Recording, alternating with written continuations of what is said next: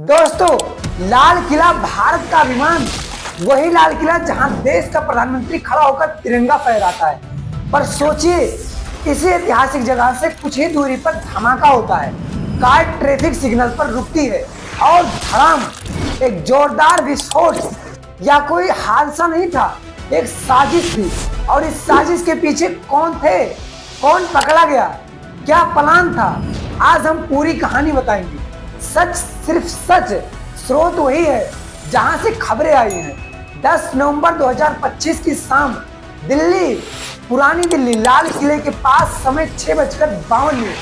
भीड़, traffic, horn, सब कुछ सामान्य था।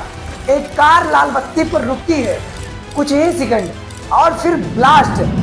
कम से कम 8 लोगों की मौत और कई लोग घायल हुए।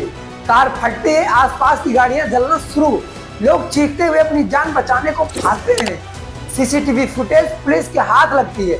जैसे ही धमाका हुआ, एनआईए और अन्य एजेंसियां एक्टिव मोड में। तुरंत चारों तरफ छापेमारी।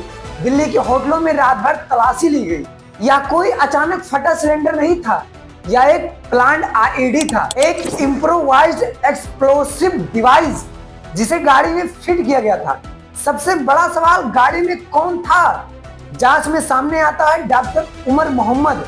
पुलिस की जानकारी के मुताबिक यह व्यक्ति मॉड्यूल में शामिल था और उस I-20 कार में था जिसमें विस्फोट हुआ था।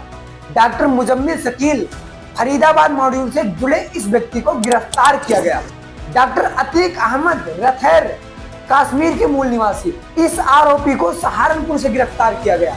डॉक्टर शाहीन साहिब, इस महिला डॉक्टर की कार से राइफल और गोलियां बरामद हुई हैं और उसे भी मॉड्यूल में शामिल बताया गया है। सच कहूं तो मैं इन नाम के जरिए किसी धर्म को टारगेट करना नहीं चाह रहा हूं, क्योंकि जब आतंक किसी घटना को अंजाम देता है तो वो धर्म देखकर नहीं मारता। और दिल्ली में भी जिन लोगों ने इस घटना को अंजाम दिया है, उसमें हर जाति, हर धर्म और हर उम्र के लोग मरे हैं। अब और सुनिए, जैश-ए-मोहम्मद से लिंक की बात सामने आई है और यह सुनकर आप हिल जाएंगे। हरियाणा के फरीदाबाद से लगभग 2900 किलो विस्फोट सामग्री मिली। यह उसी नेटवर्क से जुड़ी बताई गई है। इस केस में यूएपीए आतंक विरोध कानून लगाया गया है, अर्थात कोई राहत नहीं, कोई नरमी नहीं। कोर्ट में सीधे आतंकवाद के तहत केस। पुलिस ने प्रिवेंटिव ऑर्डर जारी किए, होटल चेक किए गए, देश को समझाया गया ये सिर्फ दिल्ली पर हमला नहीं, ये भारत की संप्रभुता पर हमला है। लाल किला सिर्फ ईंट पत्थर नहीं, ये हमारा गर्व का प्रतीक है। और यदि कोई इस पर हमला करेगा, देश चुप नहीं बैठेगा। यह घटना हमें याद दिलाती है, सुरक्षा सिर्फ पुलिस की जिम्मेदारी नहीं, हमारी भी जिम्मेदारी है।